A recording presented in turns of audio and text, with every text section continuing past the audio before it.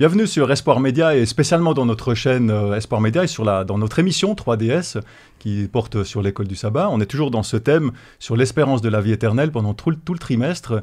Aujourd'hui, on étudie la leçon 7 qui est intitulée « La victoire de Christ sur la mort ». Alors j'ai à ma gauche Yolande Grezet qui est responsable de la librairie Vie et Santé ici en Suisse romande. Et puis à ma droite, j'ai Benjamin Calment qui est responsable de Alliance Presse et qui est aussi un YouTuber d'ailleurs, qui a sa chaîne Théologie, on pourra l'écrire sur l'écran. Voilà, en quelques mots, je vous laisse juste la parole pour vous présenter, dire quelques mots sur vous, Yolande. Alors, qu'est-ce que je vais compléter en disant effectivement, je m'occupe de la librairie Vie et Santé, et puis je suis aussi femme de pasteur, passablement engagée dans notre église, et puis voilà, ça fait 40 ans que je suis ici en Suisse. D'accord. Et puis, tu es dans l'église du côté de Lausanne, dans la région oui, lausannoise. Oui, maintenant, mais c'est vrai qu'on a pas mal navigué entre Lausanne, Gland, Genève, et maintenant Clarens et Lausanne. Merci. Benjamin ? Donc oui, effectivement, directeur du groupe Alliance Presse, on fait de la presse d'actualité d'un point de vue chrétien. Donc on a plusieurs magazines, mais au-delà de ça, je suis aussi membre de l'église de Collonges et je fréquente aussi l'église de Vivo. Et j'ai effectivement une chaîne YouTube, j'ai fait des études de théologie, je suis passionné par la Bible, l'étude de la Bible et l'enseignement de la Bible. C'est aussi pour ça que je suis venu aujourd'hui. Très bien. Je me réjouis de faire ce partage avec vous. Maintenant que les présentations sont faites, on peut commencer notre émission. Ça commence maintenant.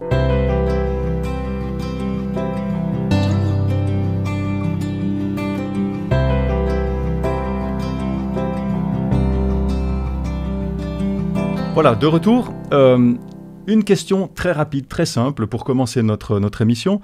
Comme ça, spontanément, si je vous demande, dans toute l'histoire d'humanité, quand on réfléchit à l'humanité dans son ensemble, quel est le personnage qui, selon vous, incarne le plus cette notion de victoire, et où on peut dire le personnage par qui la victoire a changé ou a influencé le plus le cours de l'histoire. Voilà, spontanément, qu'est-ce que vous pouvez en dire, Yolande ? Alors en fait, moi je suis partagée en deux, parce qu'il y a des grands personnages comme Gandhi, Martin Luther, enfin voilà, des personnes qui je trouve ont fait beaucoup de bien dans l'humanité, mais je suis peut-être encore plus touchée par des personnages qui ont fait des exploits sportifs alors qu'ils avaient un handicap. Alors là, on peut en trouver quelques-uns. J'en ai trouvé, par exemple, en 1904, il y avait un Georges Heiser qui a eu 6 médailles olympiques le même jour. Il était unijambiste et il faisait ça en gymnastique. Alors moi, c'est des gens qui m'impressionnent beaucoup parce que c'est à force de volonté, c'est à force de force qu'ils ont réussi à dépasser souvent leur handicap. Et je pense que son influence, sa victoire, c'est d'abord sur lui-même, mais aussi le fait d'avoir influencé plein de gens qui peut-être ont vu et qui ont donné courage à des gens. Voilà, parce que ce Georges Heiser n'était pas dans les Jeux olympiques paralympiques. Il concourait avec des personnes qui étaient valides. Oui. Et ça, je trouve magnifique. D'accord. Je trouve ça absolument incroyable. Merci pour ta réponse. Et toi, Benjamin ?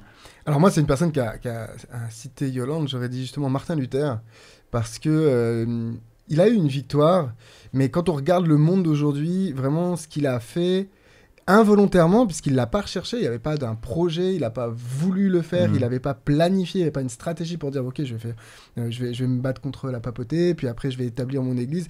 Et en fait, il a été aspiré par l'histoire, et sa persévérance dans cette aspiration de rester ferme dans ses convictions a amené une transformation de la société dont aujourd'hui encore dans le monde, on voit l'impact quand on pense à l'influence que le protestantisme a pu avoir sur les lois, sur la société, sur les mœurs, sur comment on dessine les pays et tout. Voilà, c'est une victoire qu'il n'a pas recherchée, mais qu'il a obtenue quand même et qui a façonné le monde d'aujourd'hui. Moi, je suis toujours impressionné par ce petit bonhomme au fin fond de l'Allemagne qui finalement a fait un truc extraordinaire sans le vouloir. D'accord. Et puis, peut-être en complément à cette question, puisqu'on parle de la victoire du Christ, si on parle du Christ en particulier, comment est-ce que vous pouvez le comparer au personnage que vous avez dit ? Alors, je ne sais pas s'il y a une comparaison entre Luther et Christ par rapport à ce que je viens de dire, dans le sens où Christ, lui, il a planifié sa victoire et il l'a obtenue. Mais en tout cas, pour Luther, il y avait cette volonté que Christ, lui, puisse avoir cette victoire et de mettre Christ en avant. Il a remis ça sur le devant de la scène. Je ne saurais pas dire une comparaison entre les deux. Ouais. Moi, je dirais que le Christ, pour moi, c'est assez différent parce qu'il a une victoire par l'humilité, la douceur, par un contact avec les gens, un contact simple. Et puis, s'il n'était pas Jésus, bien... ça aurait été une personne, entre guillemets, banale. Mais c'est ce qui est magnifique, c'est que 3 ans de vie absolument incroyable au service de l'humanité. Alors bien sûr, il est venu avec un but précis, hein, on est d'accord. Mais voilà, je trouve que c'est l'antithèse, c'est l'anti-héros, je dirais, hein, Jésus. Ouais, exactement. C'est ce qu'on dit de lui. Qui est-il, le fils du charpentier, de ce village, du fin fond, c'est vrai. Mais quelque part, c'est à ça qu'on reconnaît les grands hommes aussi. Et c'est souvent pas forcément de leur vivant qui laisse une trace ou qui les influence le plus. Et là, on se rend compte que 2000 ans plus tard, on a un calendrier, le calendrier grégorien, qui est quand même axé comme point de référence le Christ, hein, même s'il y a quelques erreurs au niveau du calendrier. Très bien. On va rentrer maintenant, on va avancer un peu dans notre étude. Avant de rentrer dans le texte biblique, j'aimerais qu'on puisse prier, juste demander à l'Esprit d'être avec nous, de nous guider dans cette étude. Ben, Seigneur notre Dieu, j'aimerais te remercier pour cette étude que nous pouvons faire et te demander d'être avec nous au fur et à mesure que nous lirons les textes, que nous en parlerons, Seigneur, que ton Esprit Saint nous inspire. Au nom de Jésus. Amen. Amen. Alors, le verset principal de cette étude se trouve dans Apocalypse au chapitre 1, les versets 17 et 18. C'est un peu le texte qui va guider, qui va donner la ligne rouge, la ligne directrice de cette étude. Et ce texte nous dit, donc c'est Jean qui parle, « Quand je le vis, je tombai à ses pieds comme mort. Alors il posa sur moi sa main droite en disant « N'aie pas peur, c'est moi qui suis le premier et le dernier, le vivant. Je suis mort, mais je suis vivant à tout jamais, et j'ai les clés de la mort et du séjour des morts. » Donc on voit bien que c'est Jésus qui parle, hein, et qui parle de sa victoire sur la mort. Alors on parle justement de Jésus qui est mort. Et si on repense à la dernière Pâque que Jésus il a vécu sur cette terre, là où il a été crucifié, finalement, chronologiquement, ça vient un peu crescendo. Hein. Il y a d'abord Judas qui trahit Jésus, on voit ça dans Luc 22 ou Jean 13. On voit ensuite les responsables religieux qui demandent la mort de Jésus, qui la souhaitent, hein, qui vont pousser pour ça. On voit aussi qu'il y a tous les disciples qui s'enfuient. Ensuite, il y a Pierre qui renie 3 fois qu'il était avec Jésus, qu'il le connaît. Et finalement, Jésus, il est cloué à la croix. La croix, c'était la crucifixion, c'est l'une des pires mises à mort de l'époque, hein, une des plus tragiques, on peut dire. Jésus, il est là sur la croix, il meurt dans d'atroces souffrances, et puis il est enfermé dans le tombeau, mort. Où est-ce que là, on peut parler de victoire ? Est-ce que c'est pas plutôt une défaite amère quand on voit crescendo en moins de 24 heures comment la situation elle a dégringolé ? Est-ce qu'à ce moment-là, Satan, il n'était pas des plus heureux à cet instant-là ? Qu'est-ce que vous en pensez, Yolande ? Alors, effectivement, je trouve qu'on rejoint l'idée vraiment de l'anti-héros. Parce que si on imagine la vie de Jésus comme un film... Alors, parce que nous qui baignons dedans depuis longtemps, on a l'impression que, on sait la fin. Mais si on regarde juste le déroulé de l'histoire, c'est-à-dire, Jésus qui grandit dans une famille juive...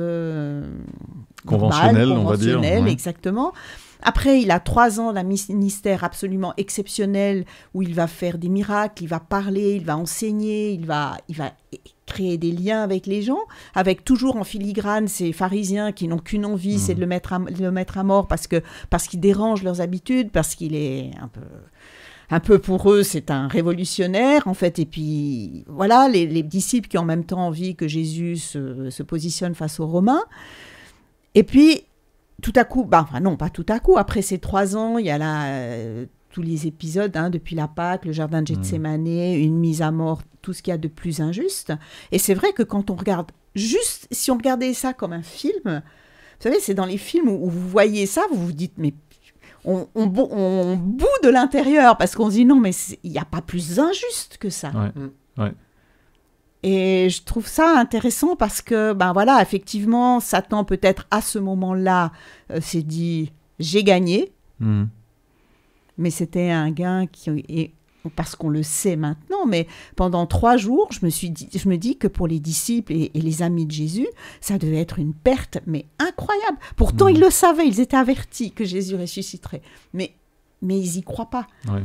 Ils le savaient, ils l'ont entendu, mais ils n'en étaient pas convaincus. Ils n'ont pas pris conscience de ça. Exactement. Alors du coup, c'est effectivement, on a l'impression que tout est perdu. mais on sait qu'il va y avoir un dénouement autre. Mais j'aime bien imaginer ça un peu comme un film, où on se dit, non, mais c'est pas possible, il faut qu'il se passe quelque chose, il faut qu'il y ait un feu du ciel qui vienne détruire tous ces Romains, ces pharisiens et tout, parce que ça doit pas finir comme ça. C'est comme quand on regarde un film, on arrive à la fin, puis des fois il y a le générique de fin, et puis on se dit, non mais c'est pas possible, il manque un bout dans l'histoire. Exactement. Là. Et là, ça peut pas se terminer comme ça. Voilà, et puis voilà, après... On sait la suite, et c'est la suite qui va donner tout cet espoir de vie et qui va... on va se dire, il y a quelque chose qui se passe. Et ce qui se passe, je trouve assez beau, parce que c'est porteur de vie, et c'est pas porteur de mort. Quand des fois, dans certains films, on se dit, mais non, mais il faut qu'il y ait quelque chose qui se passe pour que les méchants soient tués, ou je sais pas quoi. Et là, c'est pas du tout le cas. De nouveau, on est dans l'anti-héros, c'est la vie qui renaît. Et c'est pas, en tout cas pas à ce moment-là, la mort et la destruction de tous ceux qui ont fait ce mal. Oui, tout à fait. Benjamin, quel est toi ton point de vue là-dessus? Comment tu le vis? Comment tu le comprends? Si on regarde les 4 évangiles et qu'on s'amuse à regarder vraiment de très près les petits événements qui se passent autour de la croix, pas ce qui se passe à la croix, très bien résumé, on a l'histoire, mais autour de la croix, il se passe plein de petites scènes. Et en fait, quand on les regarde de très près, on se rend compte que chacune de ces petites scènes, ou beaucoup de ces petites scènes, sont des réalisations de ce que les prophètes avaient annoncé. Et je pense que c'est là que commencent à venir aussi ces éléments de victoire. Et moi, je m'imagine, le texte ne le dit pas, spéculation complète, mais j'imagine Satan, parce qu'on sait qu'il a voulu la mort de Jésus. Absolument, oui. Il rentre dans Judas, il pousse Judas à faire ce qu'il fait, il est avec les pharisiens, on sait qu'il a voulu faire ça. J'imagine le diable qui, voyant Jésus se faire torturer, se faire tabasser, se faire monter sur la croix, en train de jubiler, en disant « Yes, vas-y, prends ça !» Et à un moment s'arrêter et voir ce qui se passe et disent « Ouh là là, stop, il faut que ça s'arrête. Là, il est en train de gagner. » J'imagine Satan se dire, prendre plaisir à ce qui se passe et s'arrêter en disant « Non, il faut surtout pas. » Et d'ailleurs, on voit qu'à un moment donné, il y a des gens, deux fois, qui proposent à Jésus de descendre. Et on lui dit, si tu es le Messie, sauve-toi toi-même, descends. Et il y a le brigand sur la croix qui commence à se moquer de lui, à l'insulter. Pour Jésus, c'est les tentations qu'il avait déjà eues à Gethsémane, en disant, Seigneur, si c'est possible, que ça n'arrive pas, quoi. Mais que ta volonté soit faite. Et il reste sur la croix jusqu'au bout, jusqu'à dire, tout est accompli. Là, on a ce cri de victoire. Mais j'imagine Satan, à un moment, regarder la scène et se dire, je suis en train de me faire avoir. Je suis en train de perdre la bataille. Ce que tu mets en évidence, c'est vraiment ce changement d'attitude où finalement il devait jubiler tellement il était content de voir le Christ mourir. Et puis quand il a compris finalement que cette victoire, c'était la victoire du Christ, on l'imagine devenir tout blanc. J'ai perdu. Voilà. Ce qu'il avait annoncé depuis le début, je suis en train moi-même de le réaliser. Il a gagné. De voir quand il comprend tout ce que ça veut dire, tous les enjeux qu'il y a derrière. Parce qu'à la croix, Jésus a gagné contre Satan. Ça, c'est très, très clair. Il y a plusieurs textes bibliques qui en parlent. L'Apocalypse elle-même, à la croix, Satan, c'est définitif pour lui. C'est perdu. Là, il n'y a plus de retour en arrière. Il a obtenu la victoire définitive. Et du coup, je m'imagine le dernier souffle que Jésus a dû pousser. Pour lui, ça a dû être, je ne vais pas me plaindre pour lui, mais déchirant. C'est disant, mais j'ai perdu. Donc, je m'imagine Satan vraiment voyant la scène se réaliser, se retraçant tous les textes bibliques qui parle de ce qu'il vient de vivre et de se dire... Et comprendre ce qu'il n'avait pas compris avant, vers quoi ça le menait. Exactement. Et je trouve intéressant d'ailleurs, parce que je me dis, justement, Satan connaît tous les textes prophétiques. Donc il savait que ça allait arriver. Mais il avait toujours un peu cet espoir de se dire, je vais quand même y arriver. Et depuis le début que Jésus est arrivé, puisqu'il y a la tentation au désert, exactement. Et là, c'était son ultime chance. Et finalement, presque, c'est lui qui a fait que Jésus a pu le faire. Alors j'aimerais qu'on avance un petit peu dans notre étude. Si on aborde un thème un peu plus technique, un peu plus théologique maintenant, dans le guide de l'étude de la Bible, dans la leçon ODS, il y a une phrase en particulier qui a retenu mon attention. Et l'auteur de ce trimestre, il écrit « Bien que l'humanité de Christ mourut, sa divinité ne mourut pas. Dans sa divinité, Christ possédait la puissance nécessaire pour briser les liens de la mort. » Alors cette phrase que je cite donne un peu l'impression que Jésus n'est mort qu'à moitié, ou qu'il est mort, mais qu'il y a quand même une partie de lui qui vivait encore. Voilà. Alors là, c'est vrai qu'on est dans le domaine de la christologie, c'est quand même assez compliqué, parce qu'on a plus de questions que de réponses, finalement. Mais il y a beaucoup de choses qu'on a du mal à comprendre, mais en ce qui vous concerne, comment est-ce que vous comprenez la mort de Jésus? Comment est-ce que Jésus a pu mourir et ensuite ressusciter? Est-ce qu'il ressuscitait par lui-même, vu qu'il était mort? Ou Benjamin, comment est-ce que tu comprends ça, toi? J'aurais voulu laisser Yolande répondre. C'est une question complexe autour de cette question. Enfin, voilà, la phrase dans ce questionnaire, c'est vrai qu'elle fait réfléchir en disant comment Dieu peut mourir, ces choses-là. Et il y a des choses comme ça, on n'est pas capable de pouvoir dire précisément. La Bible laisse un flou, voire un silence. Et je pense qu'il faut aussi l'accepter. Maintenant, je pense qu'il y a quand même des textes bibliques qui disent clairement deux choses. Que d'une part, Jésus avait le pouvoir de ressusciter par lui-même, celui qui donne la vie, je suis le chemin de la vie, il y avait plusieurs textes comme ça.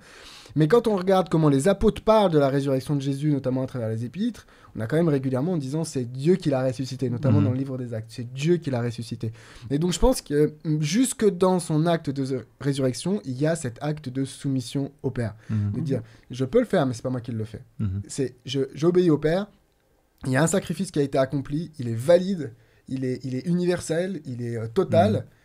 Mais c'est le Père qui va faire cette démarche-là de dire, par la résurrection, je montre que c'est valide. C'est pas lui qui fait tout seul. Et donc, il y a cet enjeu de Dieu, de la divinité qui a obtenu la victoire, et c'est la divinité en son ensemble. C'est pas juste le Christ, c'est Dieu qui a obtenu victoire en tout.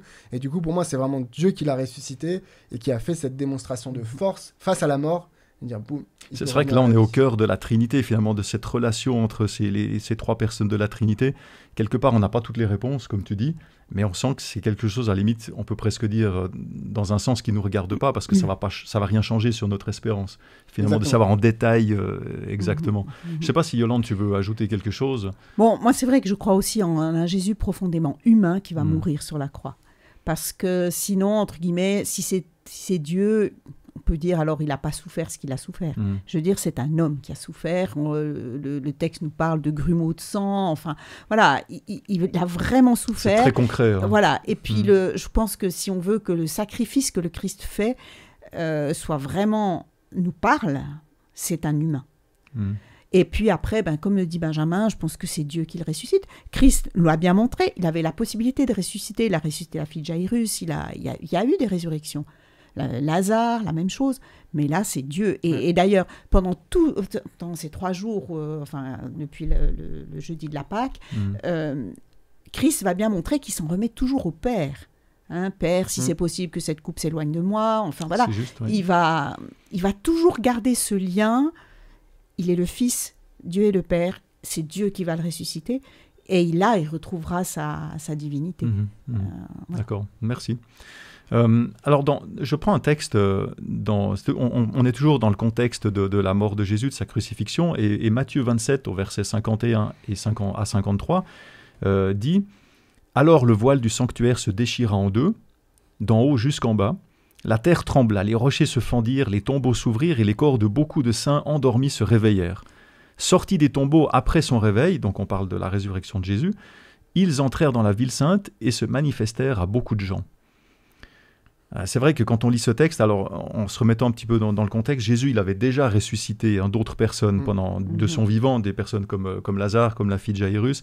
Mais ici, on voit au moment de sa mort qu'il y a d'autres personnes qui sont décédées, qui reviennent à la vie.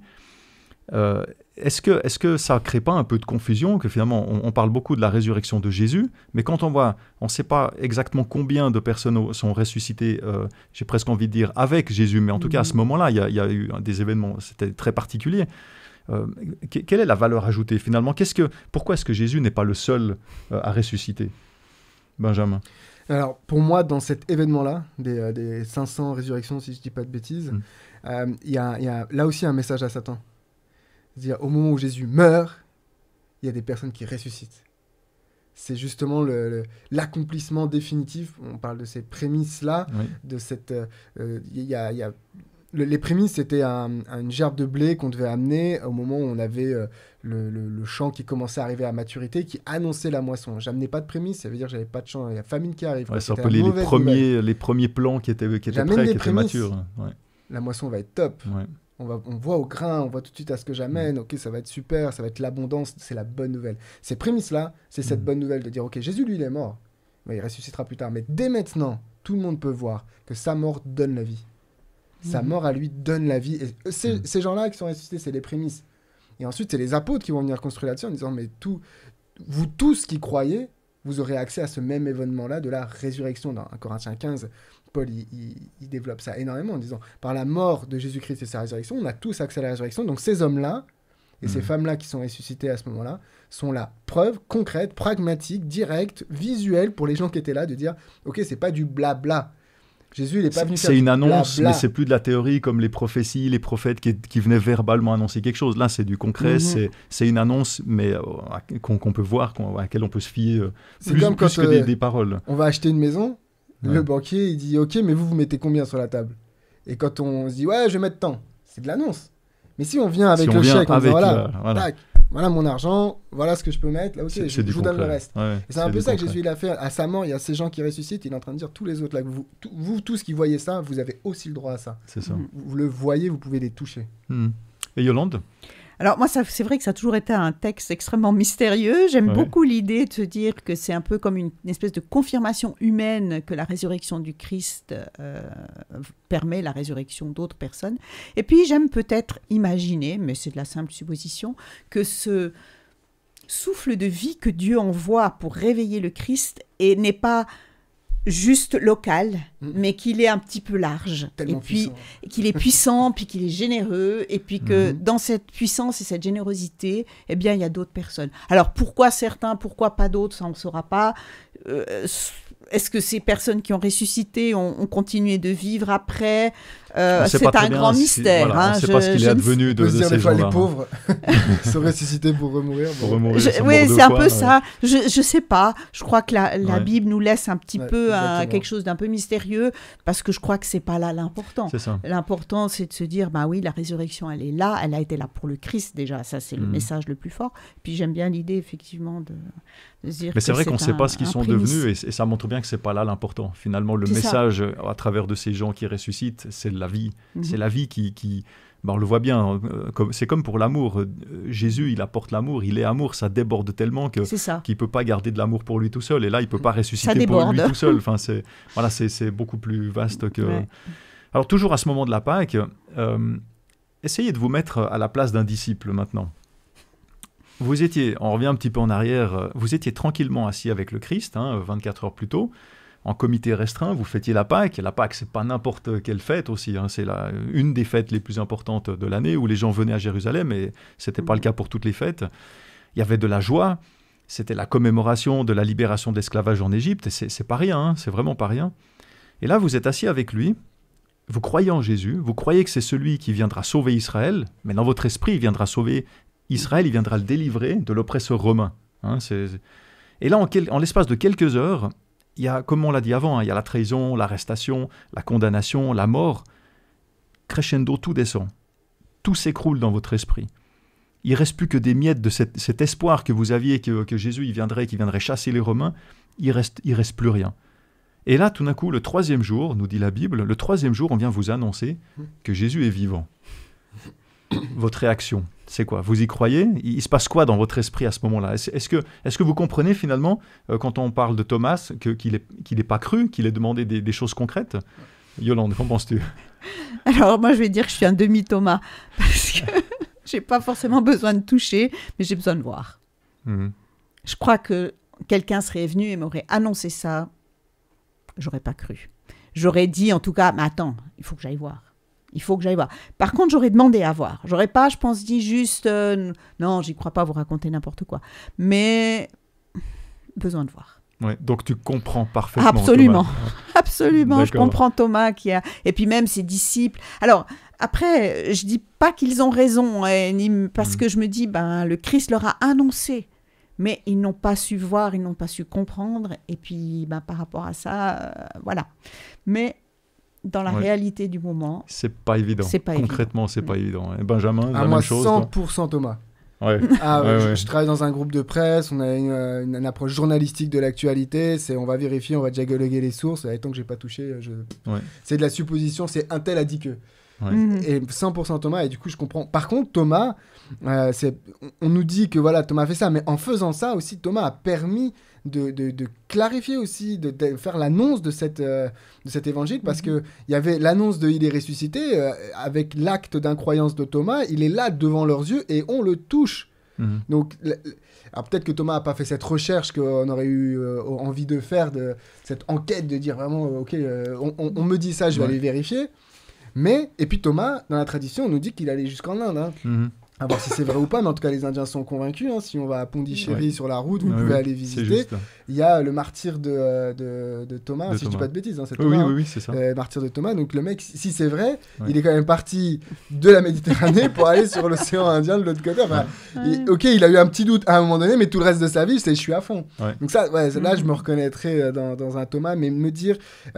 des fois, on a des doutes. C'est vrai que des fois, il y a des blocages, même quand on étudie la Bible, des trucs, c'est dur d'y croire. Mais ce qu'il faut, c'est qu'au moment où ça se débloque, où justement l'Esprit vient, descend et qu'il ouvre la compréhension, comme ces disciples qui étaient sur la route avec Jésus, ils l'ont à côté, ils captent rien, et puis à un moment donné, il fait un geste, tout d'un coup, il y a les yeux qui s'ouvrent.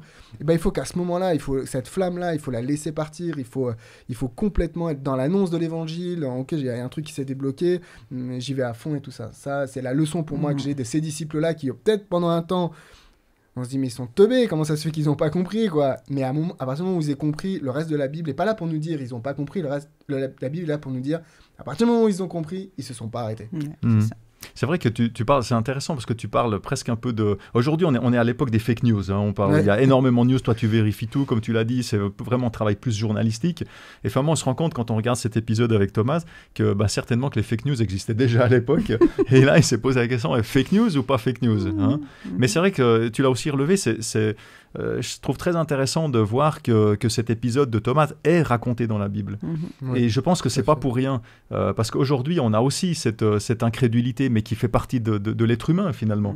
Et là, c'est un vis-à-vis, en fait. La Bible, Dieu, il a mis ça dans la Bible, cette histoire, pour qu'on puisse aussi avoir ce point de référence, s'identifier à Thomas, et puis de se dire, voilà, je suis comme lui, ou en tout cas en partie, et finalement lui Thomas il a fini par croire parce qu'il a eu les preuves. Aujourd'hui on les a pas parce qu'on est 2000 ans plus tard, mais on peut s'y fier, quoi. C'est ça. Et puis je trouve l'attitude de Jésus de Jésus ne va pas être l'attitude de quelqu'un qui va le dénigrer ou bien ou lui dire tant pis pour toi, mais qui va accepter, qui va se laisser toucher, qui va accepter de se dire t'as besoin de ça, et moi je me laisse faire. Et je trouve que ça rejoint toujours le fait que le Christ nous rejoint dans notre humanité.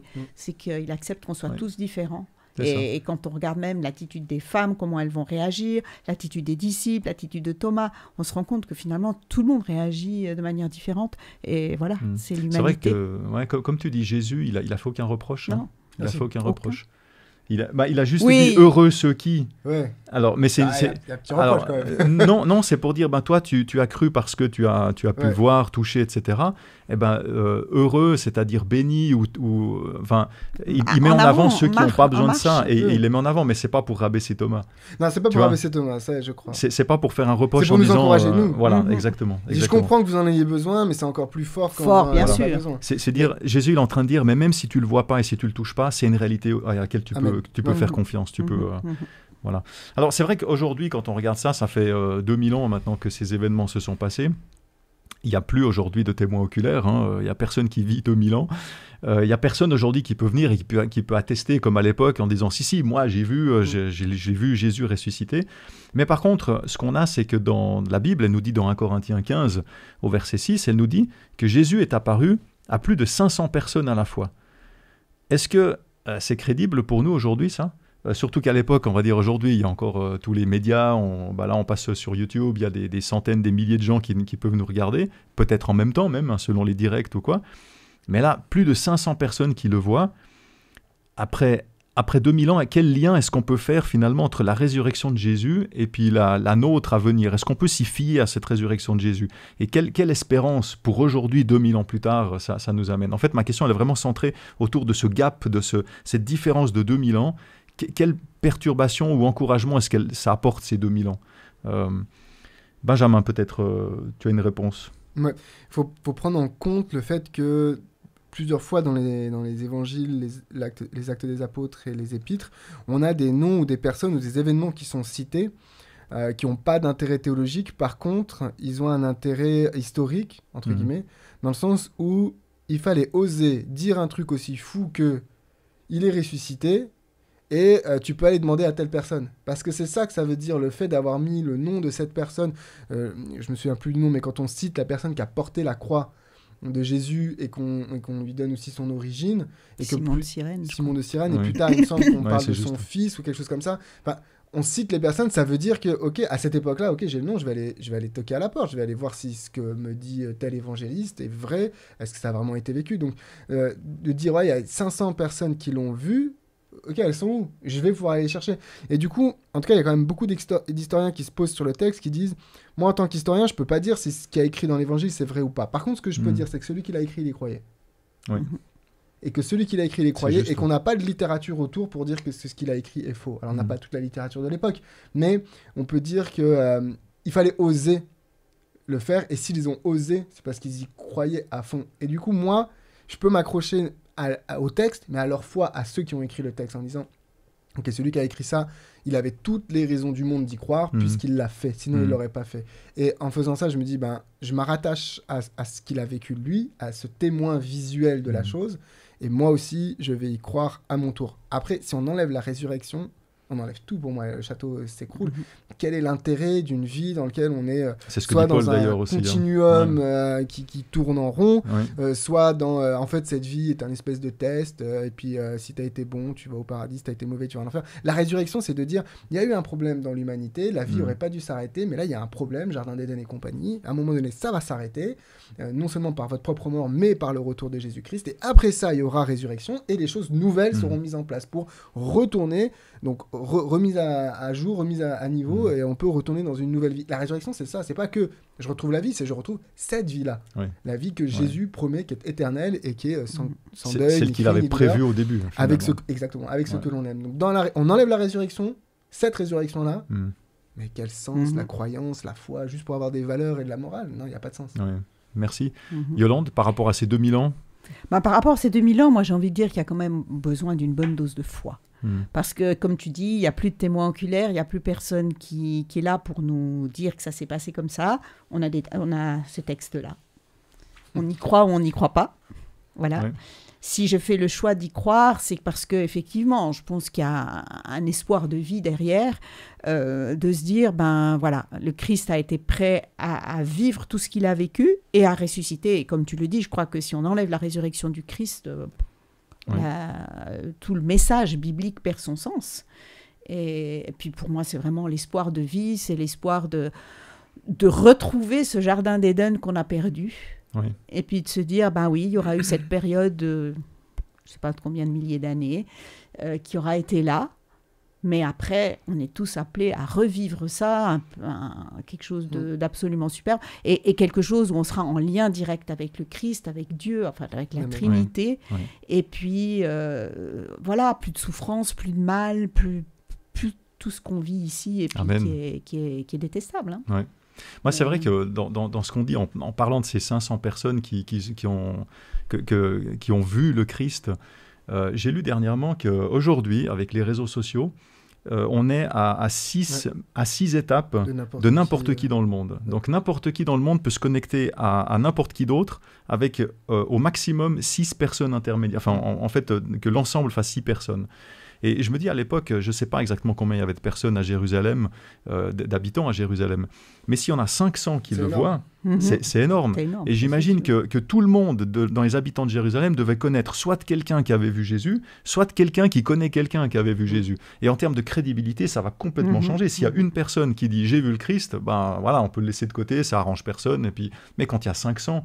Et on va croire, si c'est mon frère, si c'est mon père, mon enfant qui va me dire « j'ai vu Jésus », on a beaucoup plus de chances de le croire. Et je crois que c'était vraiment voulu pour, justement, c'est un peu un kick-off, où vraiment c'est le point de départ, où là, il faut que les gens y croient pour pouvoir lancer un mouvement, lancer quelque chose qui finalement a bouleversé, a complètement chamboulé le monde. Alors, on arrive gentiment au terme de notre étude sur le thème de la victoire du Christ sur la mort, le thème de cette semaine. Je crois que maintenant, on a un meilleur aperçu de ce lien entre un événement particulier, unique, qui s'est passé il y a 2000 ans, et puis aussi ses implications, de l'autre côté, ses implications dans notre vie actuelle, 2000 ans plus tard. Et pour conclure cette émission, cette réflexion, est-ce que vous pouvez résumer en quelques mots ce que vous retenez de cette semaine, de cette étude? Qu'est-ce que cette étude vous a apporté, ou le message que vous pouvez en tirer personnellement? Benjamin, qu'est-ce que tu retiens de cette étude? Le fait de m'être replongé dans tous ces textes et comme tu l'as très bien fait, de nous replonger vraiment en mise en situation, ça m'a aidé, en tout cas, ça m'a permis vraiment de me poser la question, ok, quelle est la place de cet événement-là dans ma foi d'aujourd'hui, et d'être capable de la remettre au cœur de ma foi et de me souvenir que tous ceux auxquels je peux croire autour de ça dépendent de ça. Et du coup, ça m'a raffermi, ça m'a ressourcé, ça m'a remis en racine. Et je me suis vraiment remis à méditer sur la question, le risque que Dieu a pris, que Jésus a pris en faisant ce qu'il a fait depuis le moment où il s'est incarné jusqu'à ce moment où il est ressuscité. Cette période-là qui devait être, je pense, un stress énorme pour l'univers entier. Nous, on s'en est pas rendu compte, les êtres humains, mais pour l'univers entier, de dire tout pouvait basculer dans le chaos. Et il a tenu bon jusqu'au bout, obtenu la victoire, et cette victoire, il nous la partage sans rancune, quoi. Ouais, je me suis réenraciné dans... Tous ces textes-là m'ont réenraciné dans cette réalité. D'accord. Yolande ? Moi, je trouve que c'est un sujet qui est à la fois banal, parce que c'est quand même le cœur du christianisme, et on pourrait avoir la tendance à le banaliser, à se dire, ben voilà, oui, Christ est mort, Christ est ressuscité, puis que ça soit pas plus. Mais je crois que c'est intéressant effectivement de se replonger dans ces textes pour réaliser ce qui s'est passé, mais surtout après pour que c'est ce qui nous pousse vers la vie, c'est ce qui nous pousse vers le témoignage, mais pas le témoignage d'aller dans la rue annoncer, mais de le vivre, de vivre ce que le Christ a fait, ce que le Christ a vécu sur cette terre. Alors bien sûr, moi je vais pas mourir... J'en sais rien, mais j'espère pas que je vais mourir comme le Christ l'a fait. Il y a pourtant bien des chrétiens qui sont morts aussi de manière tout à fait injuste. Mais voilà, mais que ça me pousse vers la vie, à suivre le Christ comme exemple, à suivre le Christ qui a été prêt à tout donner pour moi. Et puis, ça m'interpelle en se disant, mais jusqu'où moi, je suis prête aussi à donner pour l'autre, pour mon prochain, pour celui qui va être autour de moi. Et puis, alors aussi, le deuxième temps, c'est ce temps de la résurrection et cette espérance, qui pour moi est quelque chose de vraiment fondamental dans ma vie, me dire, un jour, tout ça va finir. Je veux dire, on vit dans une période actuelle qui est tellement rempli d'incertitudes. On ne sait pas ce qui va se passer dans 1 mois, dans 2 mois. Hein. Je veux dire, notre monde en ce moment est dans un état assez catastrophique. Mais j'aime avoir cette petite lueur au fond qui me dit, quoi qu'il arrive, il y a cette lumière qui est là, que tu meurs aujourd'hui, demain, dans 10 ans, c'est un petit peu égal. Mais il y a cette lumière de retrouver le Christ, et puis de retrouver tous ceux qu'on aime, tous ceux avec qui on a envie de partager l'éternité. Puis ça, je trouve que c'est vraiment quelque chose d'absolument magnifique. Alors, vos réflexions sont très enrichissantes, et ça me fait penser à une autre question que j'aimerais vous poser. On a parlé de nous, finalement, qu'est-ce que ça nous fait, comment nous on comprend les choses, etc. Et maintenant, autour de nous, alors nous, on est en Suisse, ici, on est dans une culture plutôt occidentale, où de loin, il n'y a pas tout le monde qui croit en Dieu, ce qui est peut-être pas forcément le cas à certains autres endroits du monde, et ne serait-ce qu'aux États-Unis, par exemple, où il y a beaucoup de chrétiens, c'est aussi occidental, mais finalement, les gens ont cette croyance plus de l'existence de Dieu. Et à votre avis, qu'est-ce qu'on pourrait dire à quelqu'un de la société, ça peut être un collègue, ça peut être un ami, un voisin ou je ne sais quoi, quelqu'un qui peut-être vit des choses difficiles, ou peut-être qui regarde les informations, ou un jeune, on lui propose beaucoup de catastrophes dans ce monde, en termes d'écologie, en termes de coronavirus, on ne sait pas s'il y a une nouvelle vague qui viendra, en termes d'économie qui est plutôt et finalement un jeune maintenant il va se dire, mais moi on va dans le mur, dans 50 ans la Terre n'existera plus, et comment est-ce qu'on peut finalement, quel conseil vous donneriez, ou comment vous feriez si vous deviez parler à quelqu'un et lui transmettre cette espérance que Jésus il est mort et que finalement il est ressuscité, que c'est ça finalement la finalité, mais d'essayer de lui transmettre ça. Quel conseil, comment vous feriez, ou quel conseil vous donneriez pour ça? Moi, je crois qu'il n'y a pas grand-chose à dire, parce que dire, c'est de lui faire de la théorie, de lui dire que la Bible dit ça, mais sans foi, ça ne sert à rien. Mais par contre, je suis convaincue, c'est dans notre manière d'être et de vivre avec eux. D'être là pour la personne qui souffre, de peut-être montrer que, oui, on voit que notre monde, en ce moment, va mal, mais qu'on n'est pas complètement paniqué, stressé, à se dire mais punaise, il va m'arriver quoi? D'avoir une assurance que Dieu est avec nous. Mais je crois plus à ça qu'à des paroles. Parce que qu'est-ce qu'il va dire à quelqu'un si je lui dis écoute, c'est la Bible qui me le dit? Si j'ai pas la foi. D'accord. Montrer, de témoignages personnels. Mais absolument. Ouais. Absolument. Benjamin? Moi, je tenterais quelque chose qui a marché avec moi, c'était la Bible l'avait dit. Et ce qui a fonctionné avec moi et qui, je sais, a fonctionné avec plusieurs personnes, c'est ce moment où on se rend compte et on réalise que ça va pas. C'est le moment où on peut se dire mais pourquoi ça va pas?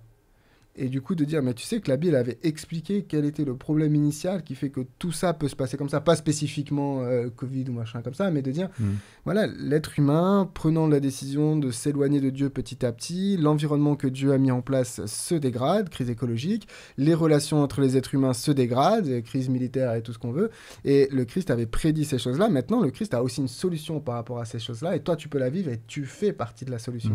Et donc de retourner la personne qui regarde le monde qui va mal en lui disant oui, le monde va mal, tu peux participer mais tu peux pas y faire grand chose. Par contre toi tu peux aller mieux, et en allant toi-même mieux tu peux participer à ce que le monde aille mieux, ou en tout cas aller vers cette direction là, même si elle n'est pas atteignable dans cette vie là, elle le sera à la vie éternelle, mais de tourner les gens vers Christ comme solution qui vit en toi pour que toi aussi tu sois solution. Merci. Moi, ça me fait penser à une expérience que j'ai vécue il y a quelques années où on discutait avec une amie qui n'était pas convertie à ce moment-là, qui était croyante, mais pas, en tout cas pas adventiste. Et je discutais souvent de la Bible avec elle. Et puis, une fois, elle m'a dit ouais, tu sais, Eric, j'ai fait un rêve cette nuit. Et puis, j'étais dans une barque. Tu étais là, il y avait mon mari, il y avait ma famille, et toi, tu étais là.